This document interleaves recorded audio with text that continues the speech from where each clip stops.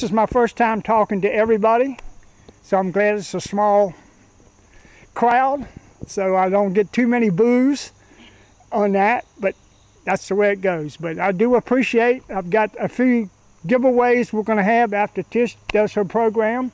She says it's going to be about 2 hours long. And depending upon how many stops we have. Okay, and then is there any questions anybody wants to ask me? Girl. Would you remind everyone about Anything Goes?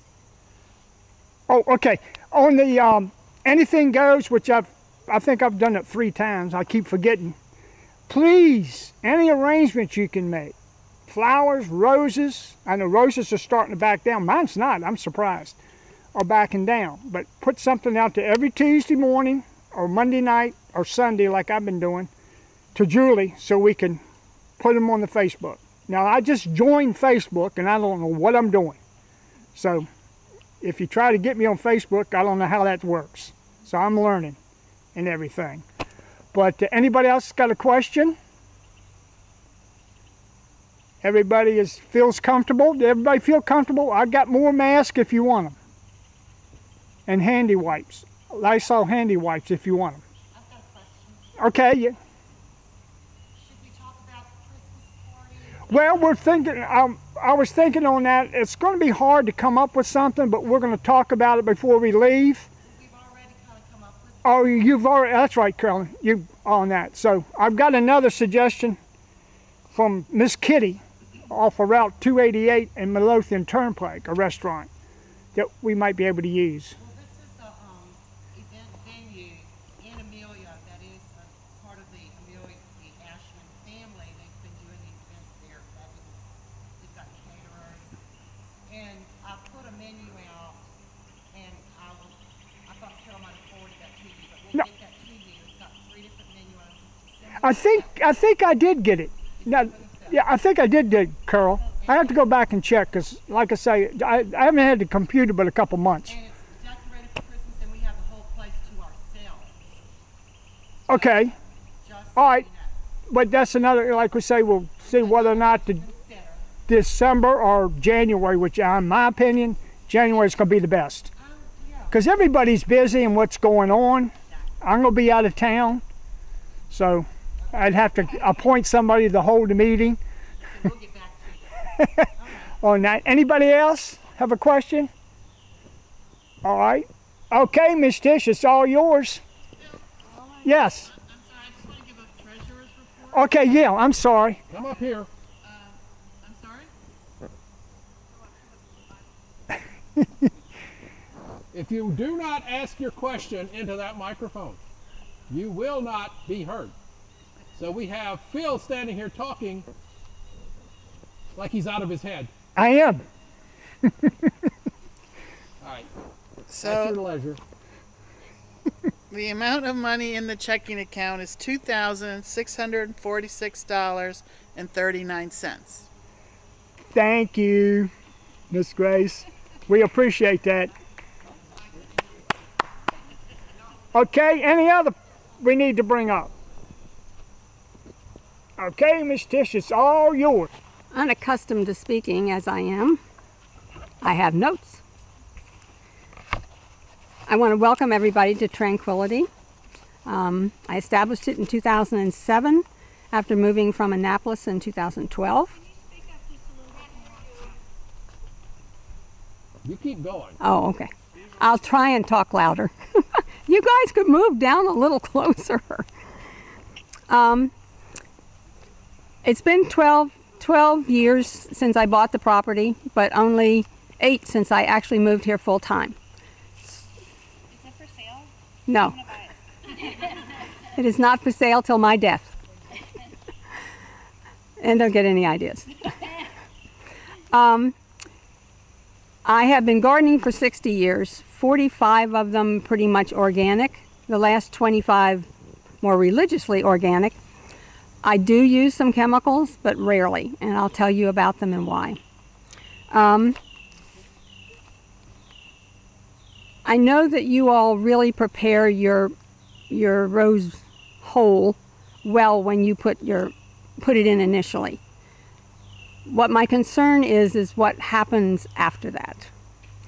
And everything is open because you all want to have beautiful show roses, and I would not want it any other way. I'm willing to come see your roses. God has to make mine perfect for me to bring it. It's just not going to happen very often. One thing about organics I have found is that I have fewer disease problems and I have fewer pest problems that are of the genera that want to take all living stuff back down to the earth. As soon as your plant is stressed for whatever reason, and it may have nothing to do with you, it may be the climate, it might not be in exactly the right spot, you just don't know. As soon as it gets a little weak, then these little guys want to come right in and have their way with you. So sometimes you just have to do things you don't want to do. But if it's organic, you get fewer of those. You'll realize the plants that are beginning to not look really as healthy as you want. Now I'll tell you, I don't have rose beds. My roses are in my beds. So they have a lot more to deal with than yours do that are in beds where you can like watch them daily. If I get out once a month to really check them over, they're lucky. But the way the soil and mycorrhiza works is what really makes organic organic. The little mycorrhiza and the other multitude of teeny little microscopic things are what bring the food to a plant. When a plant needs something, it sends an enzyme out at the end of its roots, and these little mycorrhizans go and get what that particular enzyme told them they needed. In changing it as they bring it back, they get fed. So when you put Miracle Grow, for instance, on something, the root never sends anything out. So the little guys don't get fed because they only eat when they're getting something for somebody else. There are ways around this, so don't panic. I'm not sure when you buy stuff that says it has mycorrhiza in it, whether it's really active or not. People are saying yes, people are saying how do they live in there if they can't eat and nothing's bringing them. I don't really know. In the soils class that I took, basically they said if your soil is healthy and has a lot of humus and good stuff in it, they just show up. Well, if they just show up, how come they disappear? You know, and how do they come back? That's a mystery that the soil guy just wasn't able to answer to the class. So they are good things, and the more you can encourage them, the healthier your plant will be. Does anybody in here not have clay or sand soil? So I'm assuming everybody's got loam, that moist but well-drained stuff. Yeah, right, okay. We all attempt to get that. And the way you can get that when you have sand is to 3 times a year put humus in. That's what I did for 35 years in Annapolis. It took 35 years before I built it up enough in the soil that I didn't have to do it 3 times a year, because it just washes right through. Sand is a terrible thing. Right here, this property is alluvial. It's a soil that was underwater. The Newfound River is at the end of this road here. It originally went all the way to 95, and this property may have been part of Scotchtown. Because those records are all lost, they don't know, but there is mention of this river in some of their writings. How far it came, we don't really know. So no matter what your soil is, the pH of your soil is what's important. My alluvial soil is really, really rich, but it's 5.2 pH. So nothing is available to it without liming it up. I don't do a lot of lime at one time because it washes through somewhat. Alluvial soil gets hard like clay, but as soon as you put water on it, it immediately softens right up and you can work it. So the fact that it dries out means that you have to keep it covered either with vegetation or landscape cloth or something, because on a well I can't water all the time, and I don't. The plants that are around that tree, sometimes I have to water. When they actually are laying on the ground, I say, okay guys, I'll give you a little. But they have to be really in dire straits. Anything I plant in new, I do water the first year. After that, if it can't hack it, it just has to go. I'm not really wedded to many things. I do a lot of shrubs because they go down deeper. And when I plant them, I bore holes around the area, 12 to 16 inches with an auger, to put some lime in so that eventually it will distribute. But it takes a long time. The organic movement has lots of pros and cons. You're going to hear things that they say are organic that you're going to question. And that's fine, because there isn't any definitive word out there on what is organic and what isn't. And the new integrated pest management stuff, it is less harmful. It is not harmful. Anything that has a CIDE with it is a killer, regardless of what they say. It's going to kill. May kill what you're after, but it also may kill other things. In the organic structure, the most important thing are amendments. And you can put anything in there that will decay. It can be leaves, it can be grass. Lance Gardner, who's now with the State Highway Department, talked to us about compost at a garden club meeting. And I said to him, you know, I have all this green, but I don't have any brown. And somebody else said, well, I have all this brown. He says, you two need to get together. I said, well, we don't live that close. And he said, well, you know, what's green today will be brown tomorrow. And I thought, well, that's really true. If you spread out the green grass clippings, they kind of turn brown pretty quick. So I have tried to do that. And I spread them on a bed because I know only when they're not seeding. Don't ever do this when they're seeding. But for most of the summer when stuff comes up, it isn't seeding. And you can just sprinkle them around your beds. By the next day, they're dry and you really don't see them. But it does build up so that you have a mulch that underneath is still breaking down, because grass is very easily broken down. As long as air gets to it, it breaks down quickly. Green manures are big now. People are really getting into those. It's hard to do green manures when you have a flower bed or a rose bed. They really work better when you're doing vegetables and things like that. One thing I do, if I know I'm going to plant something that needs really a lot of amendment, I'll dig the hole a month or so before I actually purchase the plant. And I throw all my scraps in there and fill it with a little dirt, more scraps, and fill it with a little dirt. It's down like 2 feet, so it's going to be a while before the roots of my plant get there, but it will also all be broken down by the time they get there also. So if you have a cherished plant that you really want to be sure gets off to a good start, that will help you to do it from the very beginning. The difference in nitrogen in green and brown mulches is extensive. Some green manures will lose 40% of their nitrogen after they dry. So if you really want the nitrogen in and you're putting grass down, kind of mess around with it a little bit so you get some dirt over it, so that actually that nitrogen loss goes into the soil, not into the air.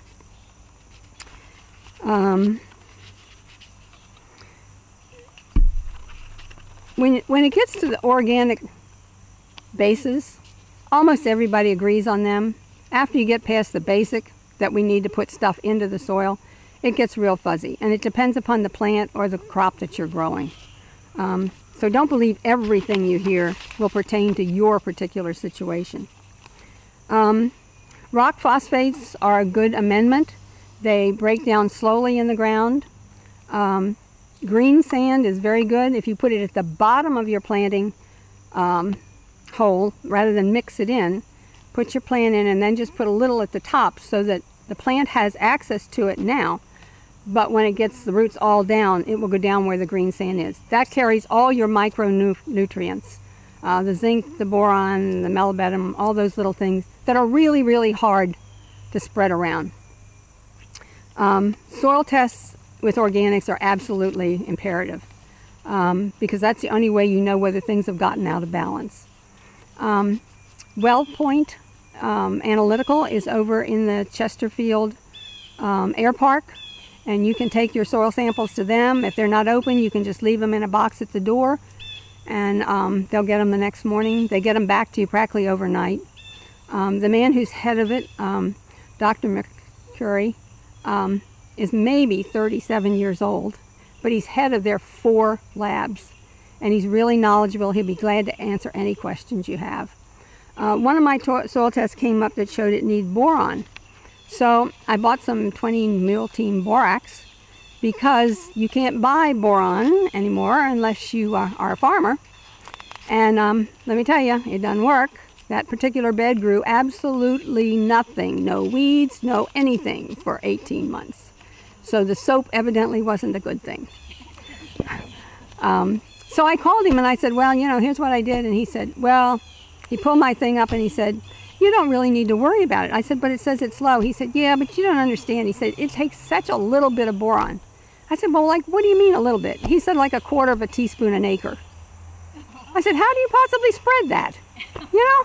He said, well, you know, it's mixed in with all these other fertilizers people are buying, so they can make that happen. And I said, well, I'll have to take your word that I got enough boron. The rock phosphates that carry the zinc, cobalt, all those kind of little things,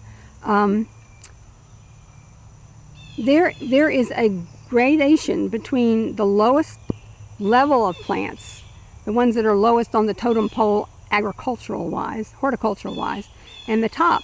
And it turns out that roses are very good at pulling non-soluble minerals out of the ground. Lettuce is very poor at it, but roses are very good at it. So you're probably not going to have to, if your tests kind of show that your ground is pretty good, you don't have to worry about it too much. I have taken 25 soil samples off this property. Only one of them have I had them do the entire panel, because I know that I don't have streams of clay in here. Alluvial soil is pretty much everywhere. So I don't need to know, I just need to know what that soil has. And it's going to be everywhere that I took. But the difference in pH, the cation rate, depending on the humus, all that sort of stuff, will be different from bed to bed. The bed behind you, we put in 2014, and we used all 3 compost piles to amend it. It's 170 feet long and 6 feet wide. I did put plastic down after that, because this is just, I mean, you can tell I don't have grass, you know. It's green because the weeds are really thick. And I knew that they were going to come up in there. Kept it on for 4 years and then pulled it out, and pretty much that took care of all the major weed problems. You get ones that are going to blow in, but the ones that were underneath finally rotted because they couldn't get to the surface in time.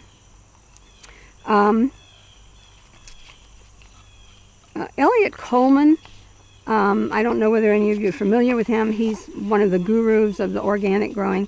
He grows on 5 acres in Maine. That year-round he provides for 600 people's 3 meals a day at a small college on 5.5 acres. So it's intensely farmed.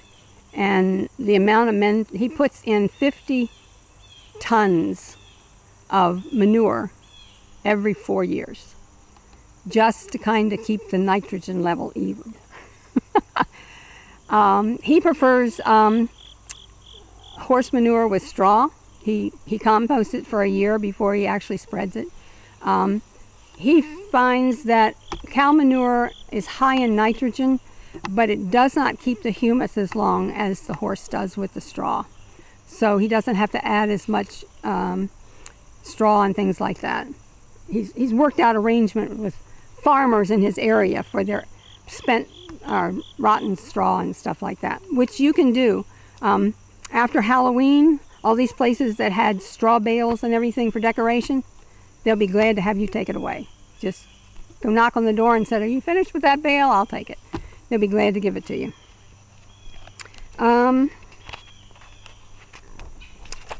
Now, about the things that I do use sides on. Earlier this year, there was a discussion among some of our group about thrips. Thrips, whichever. I had not had them. I had 2 roses. When I moved here, I put in 2, and I'd never had them. But when the discussion came up, I went and checked mine, and every one of them had them this year. So I went and I researched that, and there are 2 ways to get rid of them. Organically, nematodes will do the job. You buy them and you put them around your plants. The problem with that is that they don't kill the adult. And the adult lives 5 to 6 weeks and continues to lay eggs during that time. It does kill the eggs, and it does kill the pupae that are going back down that will then become adults. So you can use that, but you're going to have to wait until that bunch of adults has reached its own lifespan before you don't have any. The other thing is systemic. It's imidacloprid, something like that, which is niconoidy, which means that it does bother the pollination, bee pollination.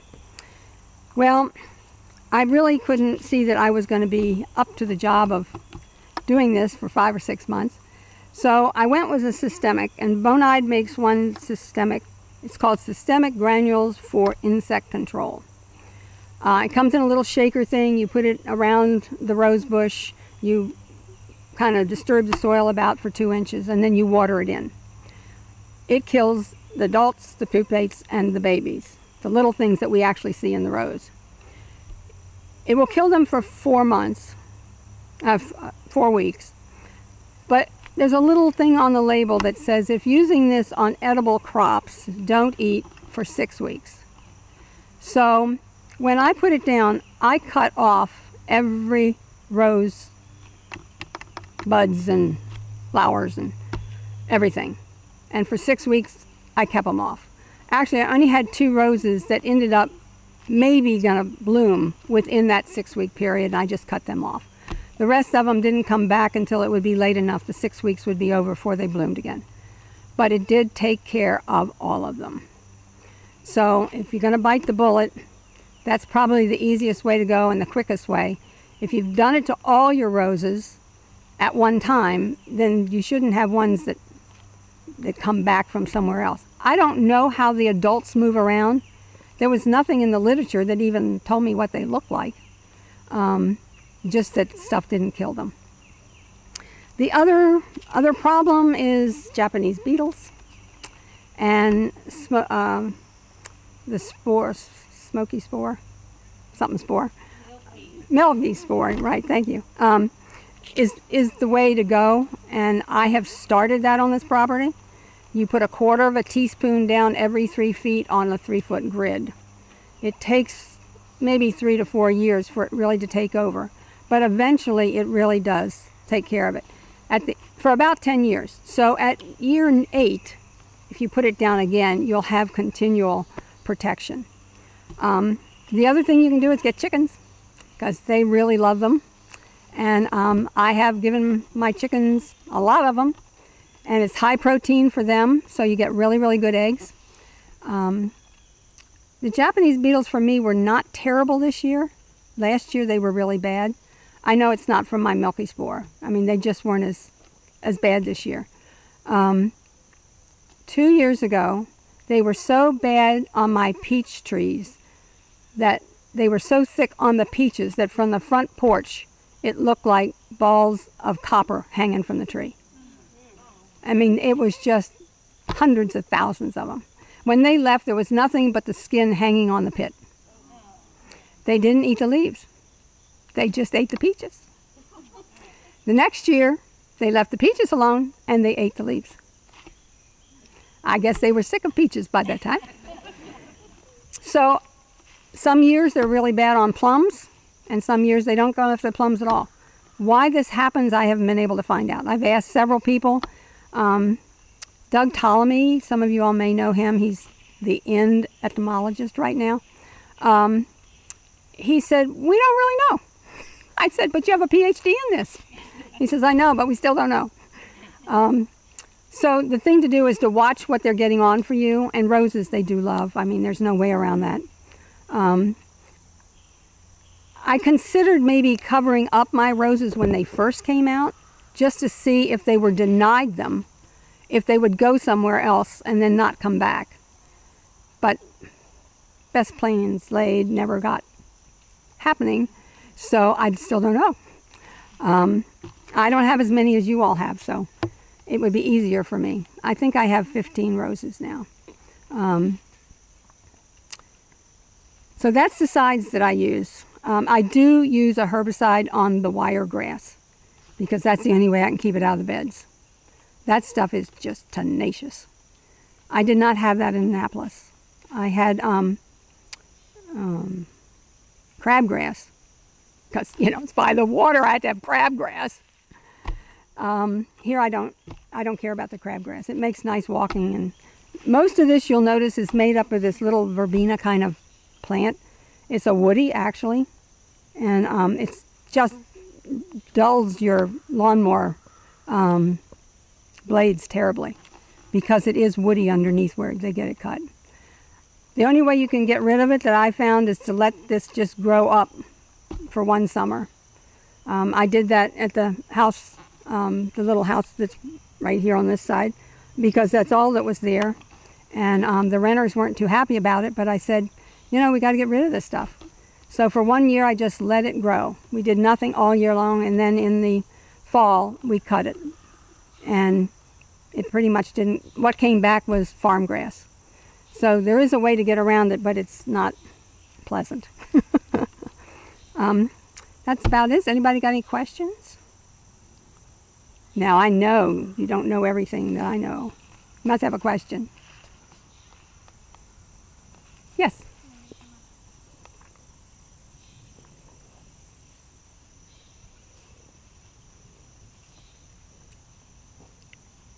I'm Mary Young Tracy, and I'm sort of a new member. I've got 35 rose bushes, and the fertilizer that I'm using is rose tone. And then I've also got a liquid that I put on there. It's called Bill's Perfect Fertilizer, which I love.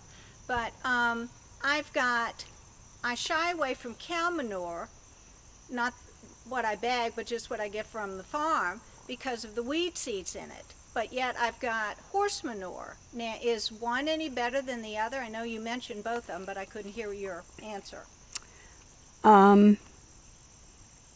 Weed-wise, no. There's no difference. You have to compost it in order to get the weed seeds rotted. Well, what I did with the horse manure, I've had it under heavy plastic for 2 years. I guess the seeds are dead by now, aren't they? Yep, pretty much. Yeah. Okay, so I can spread that on without any problem? Yeah. Okay.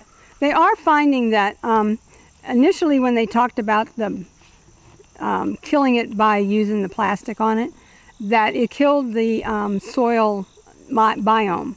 They're finding out now it doesn't. It kills down to about 2 inches, but basically they go further down when they feel the heat because they tend to not want to be hot, which is the reason why in the heat of summer your plants aren't as wonderful as you would like, because the biome said, I'm out of here. Well, probably with mine, they're dead because I Right. piled it up on concrete. Yeah. And so they got heat from the bottom as well as the top. So should I still use it or just toss it? Oh, no, use it. Use it? Yeah. Okay. Yeah. But not until spring. Well, it depends upon where you're using it and what your soil is. If it's not going to wash through, now's the time to do it because it'll work its way down in some. Okay. In the spring, really, you can't use that as a mulch, so you'd have to put something over it anyway. So, yeah, you could put it down now. Okay. I'd wait till things got kind of dormant. You don't want to send them into a growth spurt. Yeah, that's what I was wondering. I Yeah. mean, I've backed off on all kinds of fertilizer because I thought that I'd read that September you stop fertilizing. Yeah, until November. Okay. All right. Pretty much. Anybody else? Okay, well, I thank you very much. You're welcome to wander around. This is the first bed I put in. The one over there went in 3 years ago. This is the third summer on it. It's beginning to need to be weeded out of things. Some of the plants are taking over. So that's also a problem. When you have really good soil, things do tend to move around a bit. Coffee. And then I got Oreos, Aha. the bites, see? Okay. And there's a coffee cup for it. And then I got you rose petal salts. Okay. So, Thank you very, very I much. didn't have a bag, but you also get a platter. Now, I can only carry the bag right now. All right, well, this will be here. I'll come back for you. All right, you'll come back. Let me sit this here. Yeah, okay, go ahead. Okay. I Thank tried you. to have a bag, but it didn't. Thank you all And very we much. appreciate it. Now, we used to mix our manure with sawdust. Yep. Because of the horses. We had to clean the stalls out. We had 6 horses. So we would clean the stalls out, and we would let them set for a year before we touched the pals. But we had the spot to put them in. And that's what the lady that owned the plantation before us, that's what she used to put on her rose beds. But I think she did something to them after she left, because every one of them died. There was 200 of them, and every one of them died within a month on that. But that's the way the woman was. If she used to burn books that were copyright 1959, 1859, and the Samuel Clements of Huckleberry Finn, she burnt 2 of his books just to get back at the family. But we appreciate it. That was a good program you gave us. I think it's online on this. Is this the one that you put in the rose petal? Who's the one that put the rose petal on?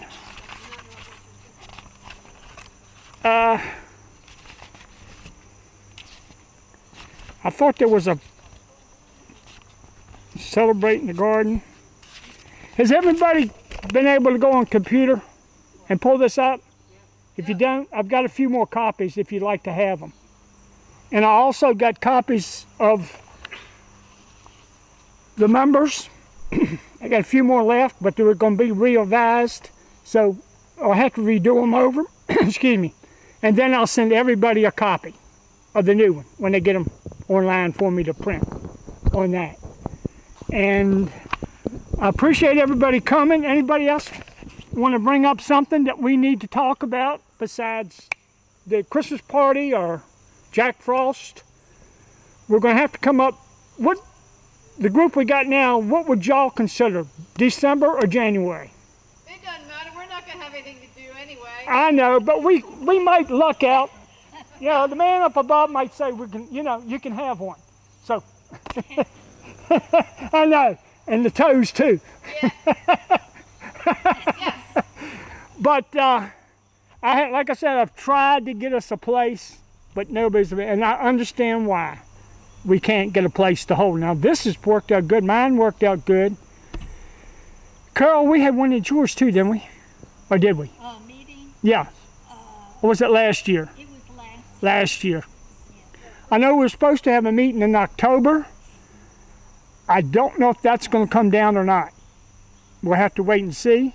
Yes, ma'am. If we can do it outdoors, it's fine. I just saw a doctor on TV on Friday say, if you are outside, you're 20 times less likely Right. to contract anything. So we don't do anything unless it's outside. Yeah, that's why I like where I'm at. I'm in the middle of 4,500 acres, so there's only 6 of us. So on that. Anything else that we need to talk about? That If we talk about October, I was supposed to do the October meeting. right. However, I have to say, I'm under contract to buy another house. And my house is going to be being put up for sale sometime in the next month or so. So I don't think I can do an October meeting in my backyard. Well, if we could come up with a spot, we'll send out an email letting people know that we've come up with a spot, and if we get a turnout like we got today, which is, I think, has been real good, we can go ahead with that on that and everything. But I don't know of any other place that's going to allow us to have more than, what, 15 people, 25 people at the most. I've got the program Are y'all going to be all right? on a computer. we've got somewhere else we've got to be. All right. Yes, ma'am. I'm happy to have it at my house meeting. We have a big backyard. Oh, okay.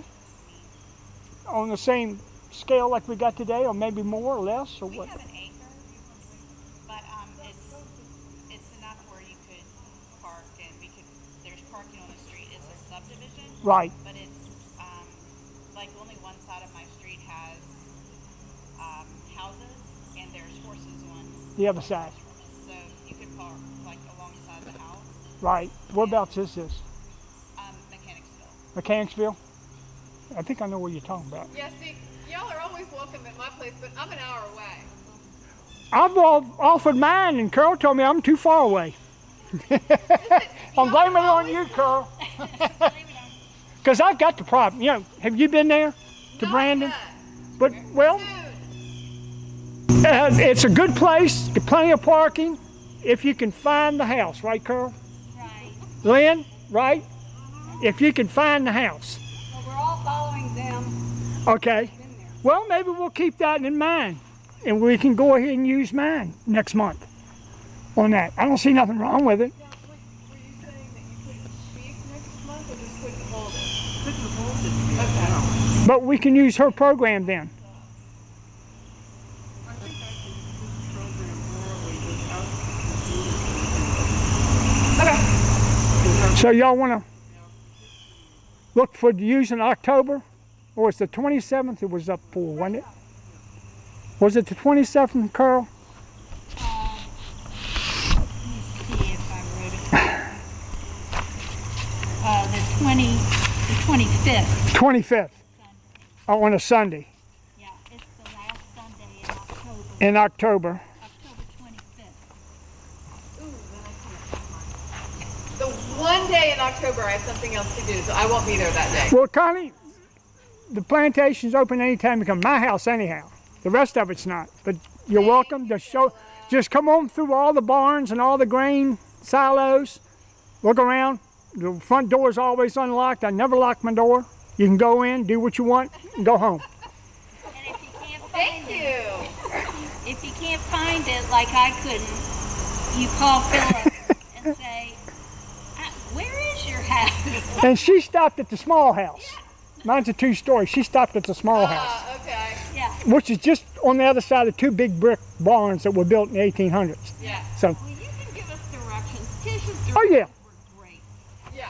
so easy to follow. yeah. Mine is easy too. Just going outside of Hopewell down Route 10 till you get to Morningstar Road, which is called Spring Grove. You turn there, and there used to be signs saying Brandon Plantation, but the new owners had them take down because we had to pay for them being up. And if we didn't take them down, it was $250 a day fine for them sitting on the road. And they've been there for 40 years. But mine's kind of easy too to find on that. And it's a fantastic place. My garden doesn't look too bad. What did you think, Lynn? It looks pretty good to me. Yeah, I like I got some pots for Lynn to move off her roses. I didn't give her enough the first time, so I took her some.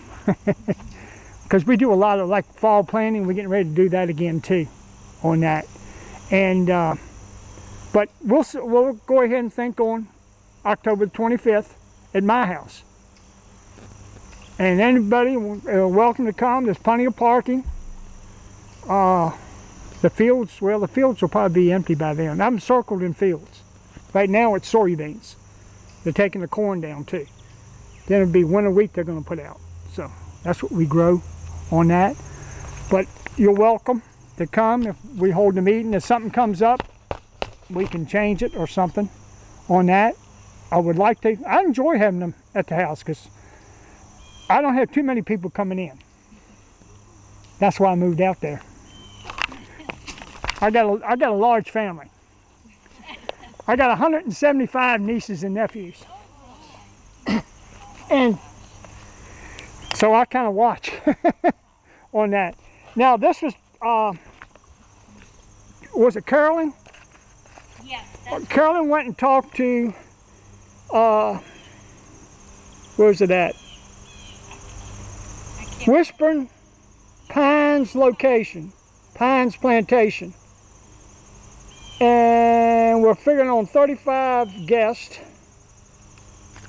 And it gives you 1, 2, 3 kinds of menus. And the total cost, do you want me to tell how much? Hold off on that. So Carolyn and Julie are going to go there and meet with the people, and they have 3 choices of menus. It would be for everybody. Everybody would get the same thing. Which is the best way to go? Yeah, right. Right. And the prices look very good, and it's yes, they do. Decorated beautifully for Christmas. That's all I know. And someone in Julie's family owns the place. Well, good. So we've got an in. So we ought to be able to get a 95% discount then. At least 95% on that. What was it? Clay or something? Henry Clay Inn. We thought that would be a marvelous place, but Carolyn talked to them, Carolyn Whitmoyer, and they're not up for big groups yet. Just really, really small groups in their dining area. Too bad. Kenny called me the other day with one on 288 and Midlothian Turnpike that can handle up to 150 people. And you just pay for your meal. You don't have no overhead or anything. It's a Mexican restaurant that she goes to, I guess, because she asked him about it. I got some of the paperwork at home. But I think this would be, I'm not much on Mexican restaurants. It's not that I don't like them. We used to have a couple that lived beside us, Sally and Vic. They were Mexican, and boy, can they cook. They kept the neighborhood full all the time. And they had a little tiny apartment in there, and she would fix enough for 20 people on that. But this one really sounds good. It'd be easy to get to on that. And anything else that we need to discuss? Everybody feel, Carolyn? Philip, why don't you ask everybody, particularly new people, if they have any Rose questions? Yeah, got any Rose questions? Everybody okay? Come on up front. I'll give you them. Are you recording now? Yes. Well, he should take his mask off if he's talking like he's recording. Before anything gets started, folks, if you have a question or a comment, please come to the microphone. I guarantee you most of this discussion will not be audible. And you I'll go back over mine. Business that you're attending to here that you're losing because I can only put the microphone in one place. And you're gonna have to get up and walk. We got it. I guarantee you, on a set, you'd have been fired. We got it. Hallelujah. Hallelujah. My question is, I don't know how to prune roses, and I've read, I've looked at videos, I've done everything, and I know that now that I should have these gorgeous long stems, and I go out there, and my main focus growing roses is not for show. It's nice to have them for show, but Mine it's is not too. my main focus. But I still need to know what to do, how to thin them out, and I don't. And Charlotte Hunley, I don't know whether many of you know her or not, I mean, she's a Rosarian. She and her husband used to travel all over judging shows and stuff. She's 92. And it's not something I can actually have her come up and say, okay, Charlotte, show me exactly what to do.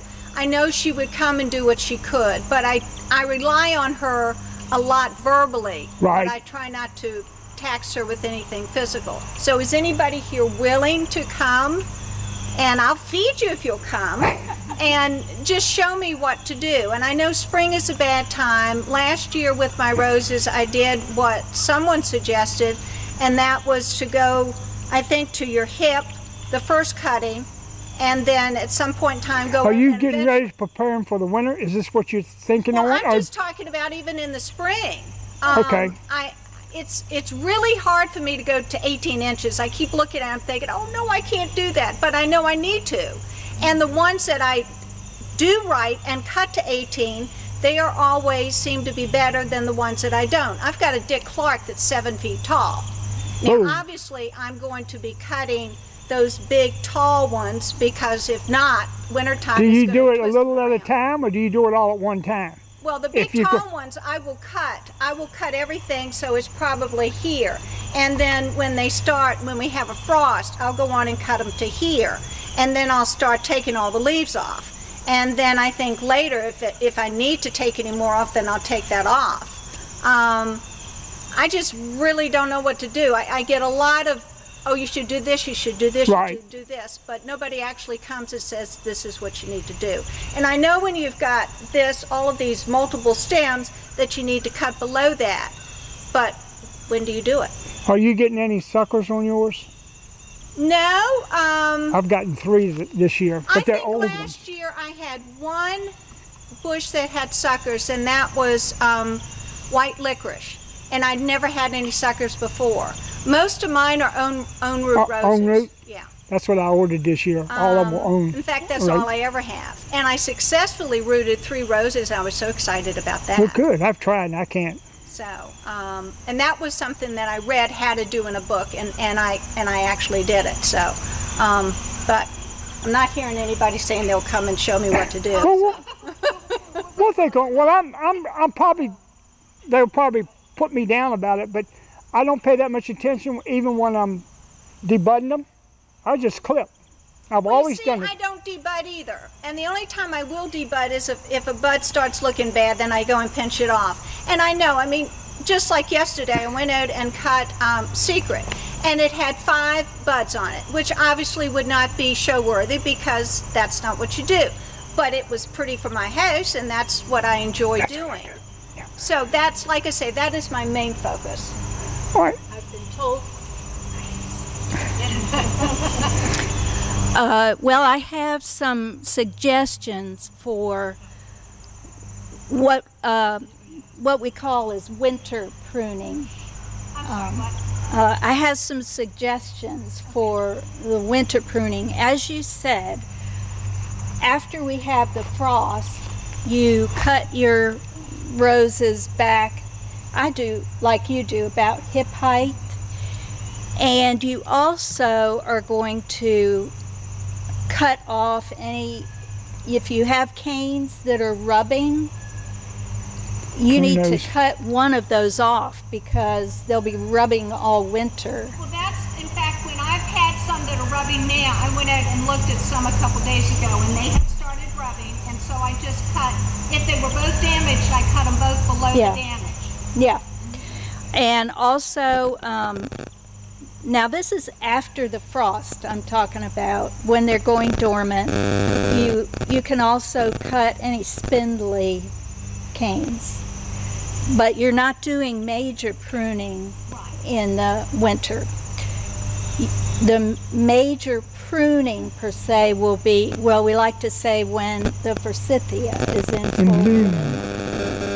And if you would like someone to come out to your house and give you a hand and show you, we can do that. Yeah. Someone will come and help you with it. The spring workshop in conjunction Yes. with Children's Hospital. Yes. May want to talk about that. We Going back to Children's Hospital, maybe we could go. true. Yeah, that'd be great. Maybe we can all go to you. I would think they want their roses But anyway, I haven't talked to them about that, Joan. we maintained, or we did until the virus, a rose garden at Children's Hospital on Brook I was looking Road. forward to that because that's when I figured I could Yeah. really get in. Right. If I do something once, then it, you know. Yeah. It's going to stick. Yeah. Well, we've done it every year except this past year because we couldn't go. So, like Joan said, that is a workshop. So, I hope we'll be able to have that workshop again. And when you go, you bring your pruners, you bring your gloves. We have just a little talk beforehand to hit the high spots, and then we all go out to the garden And do the work pruning. on it. So it is a very good way to, you know, understand what you've read in books. So, yeah. Okay, we'll see if we can come up. Lynn, you wanted to talk to when? No, I was just standing so I could hear better. Oh, okay. All right, young lady. You can leave. All right, so I'm Christy, for anyone that didn't get my name earlier, and I've just started growing roses this year, or planting them rather. And Carol and Lynn came out to my house. They said they're healthy. I have 3 with, I think that came down with black spot. So I had sprayed neem oil on them. I don't think I did what I was supposed to. I think I'm supposed to take all the leaves off. How do I do that? I will have endless questions all the time. Do you clip them or pull them off? I usually pull them off. Pull off all the leaves? Yeah. The ones with the black spot. And then just spray them? Mention, for those of you, well, losing my glasses, for those of you who are new, we have people in the society called Certified Rosarians. There are probably 10 of us. I think there is. A little bit more, 12 maybe. And a number of us here are those Certified Rosarians. We will make house calls or talk to you over the phone about anything that needs to be cleared up in your mind. On black spot in particular, you would want to remove all of the affected leaves. You don't necessarily have to take the leaves off. You don't have to strip the plant completely, because the plant is living on the chlorophyll and everything that's happening through the leaves that it does have. So catch it early if you can. Pull off the ones that are bad. Neem oil is not a bad thing to do for it, but you do have to be careful not to spray neem oil on a sunny day. It will burn the leaves. Yeah, cloudy. A sunny, hot day will do them in. So you want a cloudy day, a cool day if you can get it. I know during the summer that's tough. And there are other products, of course, systemic and contact products that you can use. One of the things, as a new member, you'll get a book with some recommendations. I guess we still have those booklets on hand. Julie has. Yeah, Julie. Yeah, we'll make sure you get one. And it has recommendations. We brought information that we had personally from home. Okay. Yeah. It'll have information in it with recommendations on how to handle some of the major issues in our area. But feel free to call on, we call ourselves CRs, and I happen to be the district chairperson for all the CRs in Colonial District, which covers West Virginia, Maryland, DC, and Virginia. So I know who they are, and you're obviously here close by, and we'll make sure somebody works with you. Okay. See, a lot of roses I ended up planting like 70 or something. Yeah. Okay. I'm not done yet. Great. Just gonna keep going. I've tried the cuttings and. Hey, Joan, Yes. on this Didn't work. phone thing on the 30th, how does that thing work? Phone thing on the 30th. Oh, yeah, District meeting. district meeting. You should have gotten an email. I got the email, Okay. and I tried to put the program they had yesterday on, wouldn't take. All right, we'll have to work on that separately. I'm not sure what you're using to try to get in. Nah, well, I just went on to Facebook. You're better off yesterday.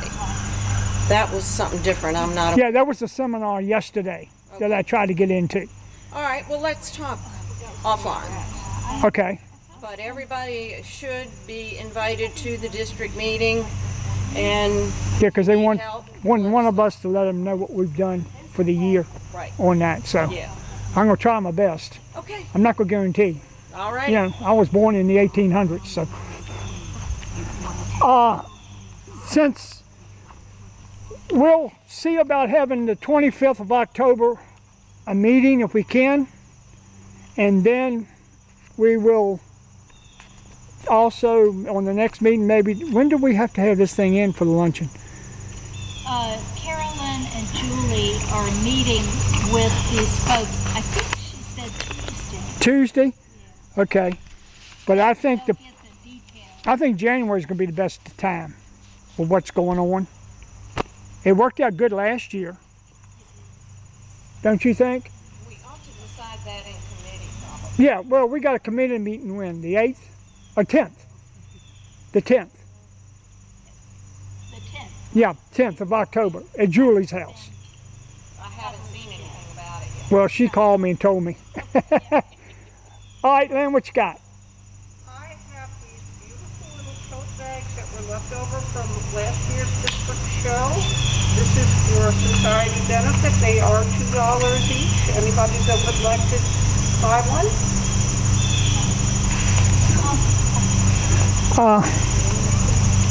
I'll pay for 5 and give them out, because I got mine. 5 is what? 10? And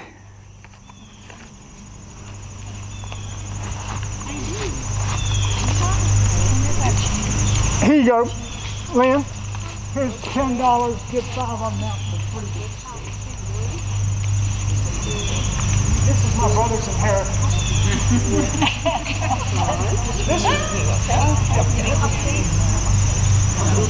We've got 18 people signed in. Tish, pick a number between 1 and 18. 9. All right, David McNeil.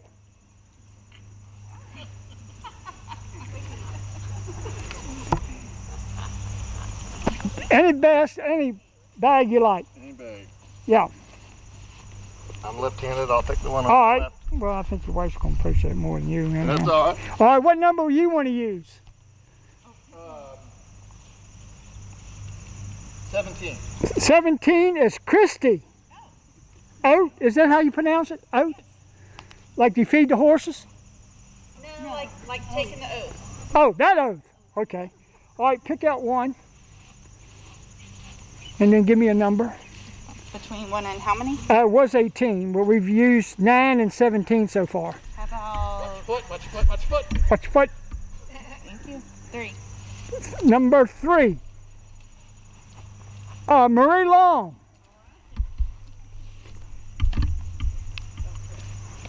Now there's some china in those, so be careful. I go to the antique shops picking this stuff up. So you got, and then you got to give me a number. Pick any one you want. Number 11. All right, Grace. I will donate mine back. Okay. All right, pick a number then, Miss Grace. How many do we have? We had 18. We've gone 9, 17, and 3. 13. Lucky number. Carolyn. She left. So, somebody pick another number. How about number 1? Number 1 is Annie, Richmond, and John.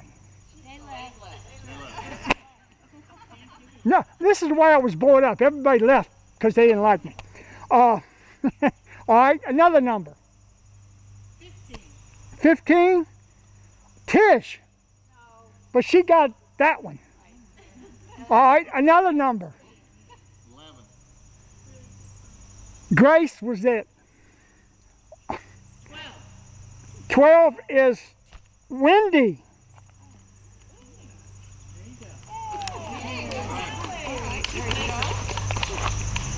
And like I showed Tish, you got the organic coffee. I deliberately got that since she was talking about organic. I hope people like coffee, like I do. Oh, thank you so much. Okay. Watch the cord. Watch the cord. It's got some china. Thank you. All right. Anything else that we need to discuss? I got something. Okay. Miss. Oh, I got 2 roses. I'm sorry. We'll do that in a second. Okay, Miss Connie. Every time the American Rose magazine comes out from the American Rose Society, I get 3 copies. The reason is because, I write for them. So, and I'm the editor for that section, so I get 3 copies. So I got 3 copies of the latest issue, and it just happens to have the guide for selecting roses, which I don't use. So I have 3 copies. Who's not in the American Rose Society and did not get this? New people? I know. I gave her a magazine with one in, Connie. Anybody else not have this? I gave her one of my magazines with it in there.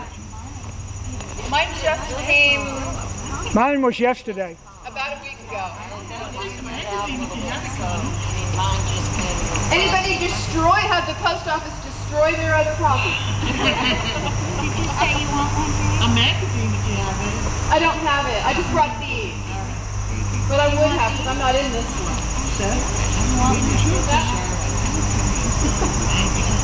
I'm sorry, Grace. I only bought one.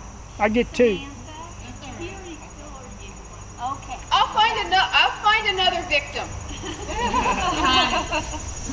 Connie. See how quick that was?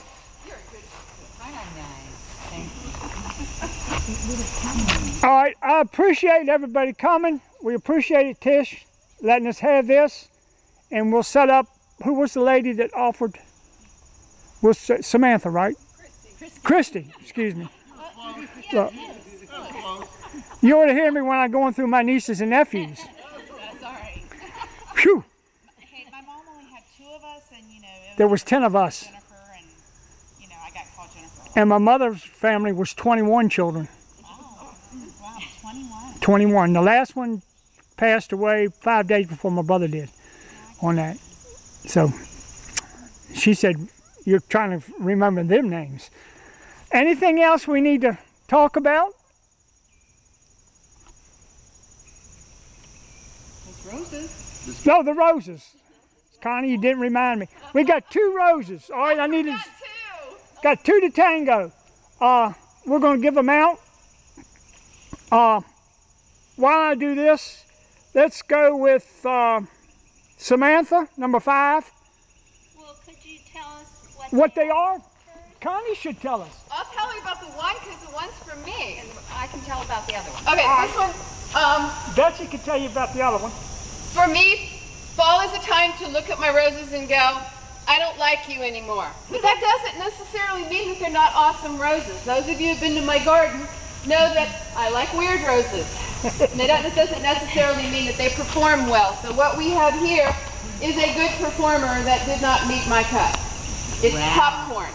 It's not gourmet popcorn. It's popcorn. And that's one that you don't find very often. The flowers are white. They're about the size of your little finger in big clusters. And what's great about this one is it's got small leaves. And it's a great landscape plant. It's really thick. So it doesn't have to go in your garden. It can go in your landscape. And I told Philip to give it away.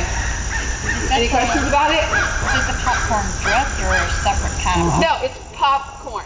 Okay. Popcorn. This one, popcorn. Trying to Does he think it's make a from popcorn Ralph Moore, and this is from 1973. So it's an old, it's a mini, but it's an old mini. Look it up in one of those books. That's what I was thinking. It may be in one of the books. It won't give you the breeder, but it'll give you the rating. Where did you put that on the book? I gave it to Wendy, and I don't care about ratings. But this one, Betsy, what's the name of this one? Black Magic? That's Black Magic, and it's a hybrid tea, really dark red, nice form. Yeah. Carol. I've got 2. It is a gorgeous green.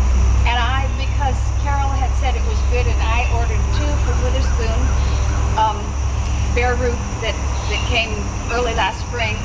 And then I found one at, I don't know, Home Depot or Lowe's or something, in the little plastic tubes that are $6.98 to $10 or somewhere in there, and I thought, I can't pass that up.